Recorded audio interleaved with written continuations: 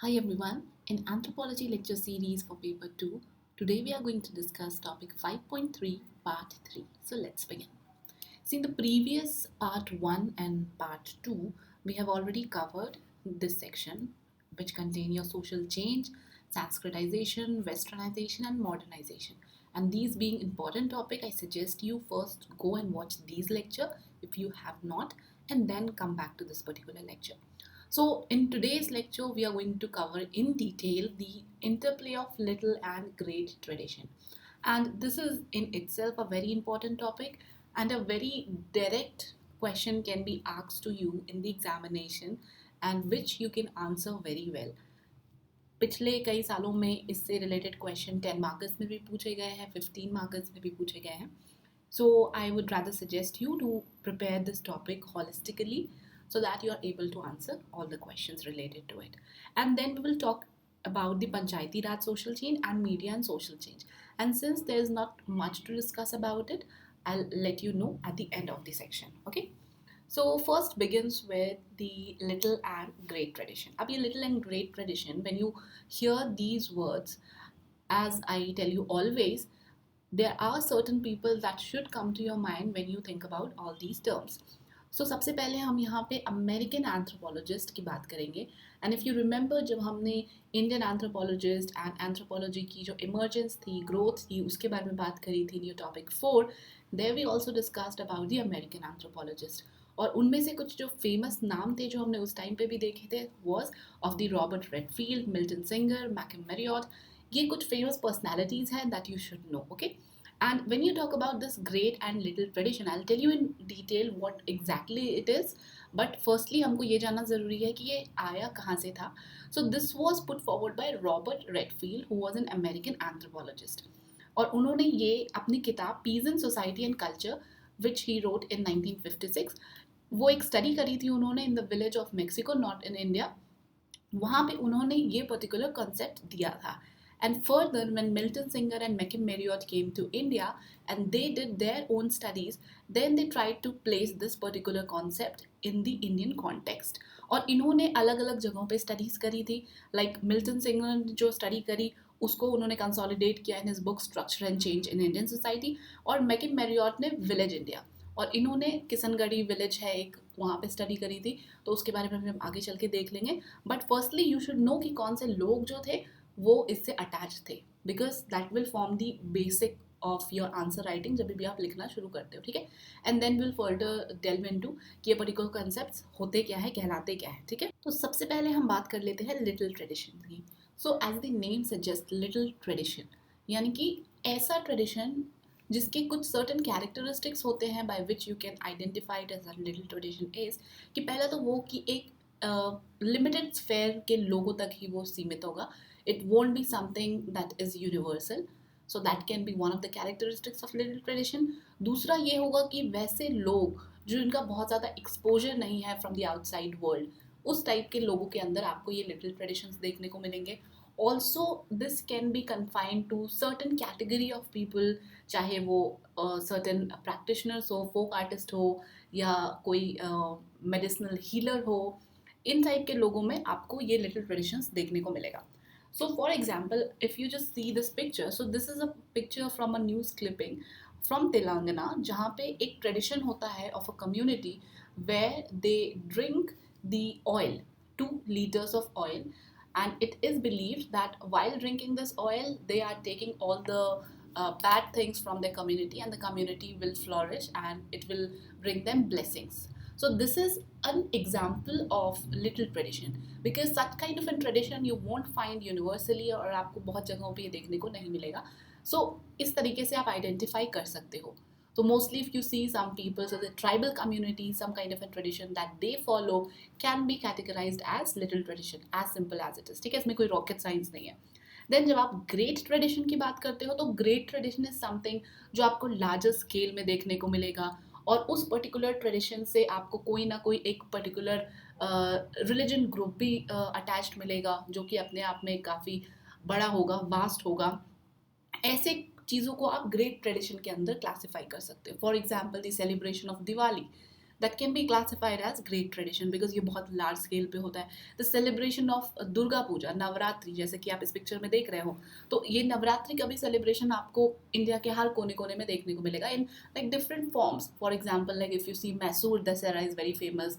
वहीं अगर आप दुर्गा पूजा इन लाइक वेस्ट बंगाल देखेंगे, that has some other significance, but eventually they are doing the same or the other thing, that is a celebration of goddess Durga in form like in a very grand form. ठीक है, तो इसको आप great tradition के अंदर classify कर सकते हो. And as you can see there are few example of the festivals like the Bonalu festival, the Bathukamma festival. तो ये तेलंगाना के ही फेस्टिवल्स है जो कि आपको लिटिल ट्रेडिशन के अंदर क्लासीफाई हो जाएंगे बिकॉज ये एक छोटा एक सर्टन कम्युनिटी फॉलो करता है. It's not followed by the entire और द लार्ज स्केल सोसाइटी. ठीक है, ये कुछ कैरेक्टरिस्टिक्स आप देख सकते हो so that you can apply your own mind and analyse. If you see certain practices, certain festivals in and around you, you can classify them as little और great tradition. But आपकी जानकारी के लिए आपको इतना तो पता होना चाहिए. ठीक है, and Bathukamma festival is a festival जहाँ पे आप like in terms of your GS अगर आप बात करो तो इस फेस्टिवल के अंदर you make use of lots of flowers. तो आप इनके बारे में आर्ट एंड कल्चर में पढ़ोगे ही. So that is how. ठीक है, little and great tradition. Now जब आपको एग्जामिनेशन में प्रेजेंटेशन फॉर्म में लिखना हो तो how you can present it. तो सिंपली अगर आप बात करो लिटिल ट्रेडिशन की तो ये आपको फोक या पीजेंट्स लेवल पे देखने को मिलेगा which is like confined to a certain smaller section. And ये आपको elite reflective views like as I told you like larger groups और लार्जर रिलीजन ग्रुप, उसके अंदर आपको ग्रेट ट्रेडिशन देखने को मिलेगा. So this is how you can represent it. Now talking about some of the relevance. So basically जो little and great tradition है that helps you in analyzing the social change in rural India. Why we are not saying in like pan India or urban India, because pan India, urban India में आपको बहुत ज़्यादा heterogeneity देखने को मिलेंगी, but in rural terms if you say, there you can actually see completely और clearly कि क्या changes आ रहे हैं from time to time.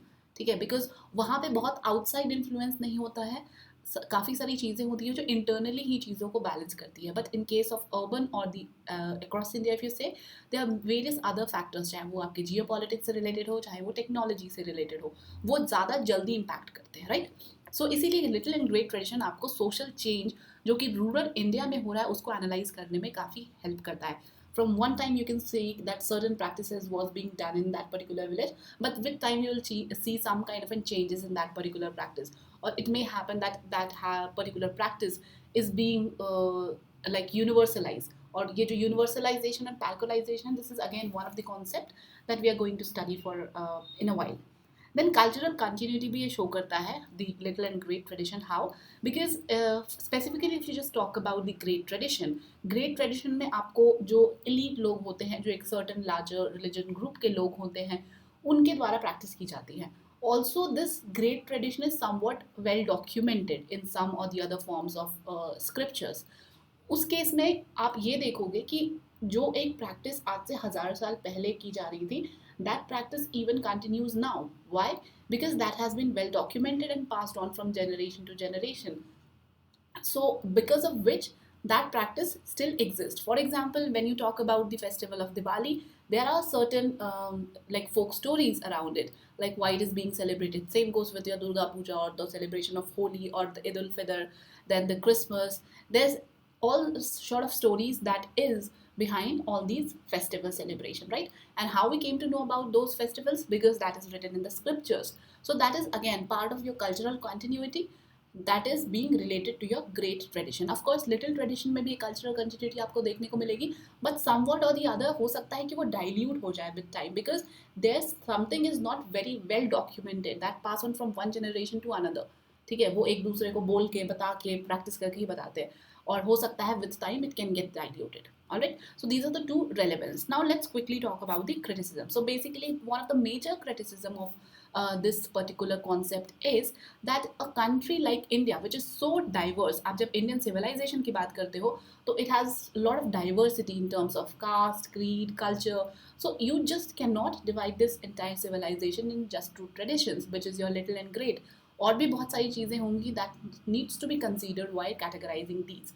मे भी हो सकता है और भी ज़्यादा फर्दर क्लासिफिकेशंस की ज़रूरत हो. So this was one of the major criticisms that was given by your S C Dubey, a famous anthropologist. Right, now we will talk about the another important concept which is your universalization and paracalization, and this is again related to your little and great tradition, because जब तक आप little and great tradition को नहीं समझोगे universalization और paracalization भी आप नहीं समझ पाओगे. So now you will have well understood the कि little और great tradition क्या होते हैं. हम universalization and paracalization को देखते हैं. When you observe the word itself, you will see कि universalization की जब आप बात कर रहे हो तो universalization में when something which is a part of your little tradition get infused into the great tradition, और paracalization इसका just opposite है. ठीक है, paracalization तब होता है जब आपके great tradition की कुछ चीज़ें part हो जाती हैं आपके little tradition की. It is as simple as it is, and that you can understand very well with the help of this particular flow chart. जहाँ पे little tradition में यूनिवर्सलाइजेशन जब होता है तो लिटिल ट्रेडिशन की चीज़ें जाके ग्रेट ट्रेडिशन में मिल जाती हैं, वहीं ग्रेट ट्रेडिशन की चीज़ें अगर लिटिल ट्रेडिशन में आके मिले तो that we call the parochialization, because ये डाउनवर्ड ट्रेंड हो रहा है. ठीक है, and some of the examples that you can definitely mention is universalization के केस में क्या है कि Ayyappan cult as we all know today, but आज से काफ़ी सालों पहले this is not the case, because Ayappan culture was concentrated to like very few people, but now we all know it, so that we can say कि ये एक पहले little tradition हुआ करता था that with time universalized into a great tradition. Similarly अगर आप paracalization की एक example की बात करें तो हमने N.K. बोस की case studies के बारे में पढ़ा था, जहाँ पे उन्होंने Hinduization of the tribals के बारे में बात की थी, which is your Zhuang tribe. तो जुआंग ट्राइब ने क्या किया, इन्होंने हिंदू के कुछ कल्चर को, हिंदू के कल्चर यानी कि ग्रेट ट्रेडिशन के कुछ कल्चर को अपने ट्रेडिशन में प्रैक्टिस करना शुरू किया, and which is why we call it parochialization. ठीक है, and that can be represented, जैसे मैंने आपको बताया अपवर्ड और डाउनवर्ड मूवमेंट होता है, वैसे ही आप देखेंगे लिटिल ट्रेडिशन का यहाँ पे जब आपका मूवमेंट अपवर्ड हो रहा है that we call the upward movement, तो ये यूनिवर्सलाइजेशन हो जाता है. वहीं ग्रेट ट्रेडिशन की जब मूवमेंट डाउनवर्ड होती है that is your parochialization. This is a good way to present. Of course अगर आपको ये डिफिकल्ट लगे you can very well use this particular flow chart as well, but ये थोड़ा और ज़्यादा फैंसी लगता है.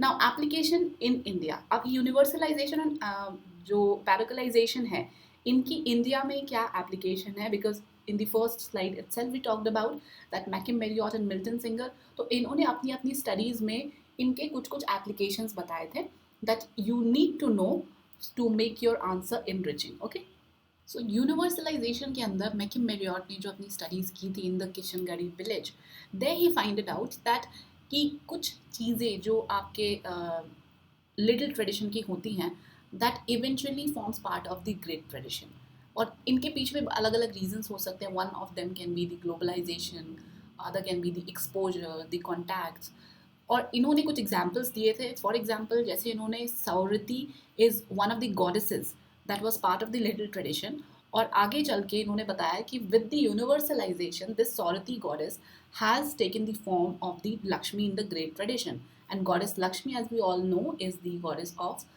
Wealth, right. तो लिटिल ट्रेडिशन में भी आपको सिमिलर फॉर्म के गॉडेसेस देखने को मिलेंगे. तो इनका कहना था this is the universalisation of that.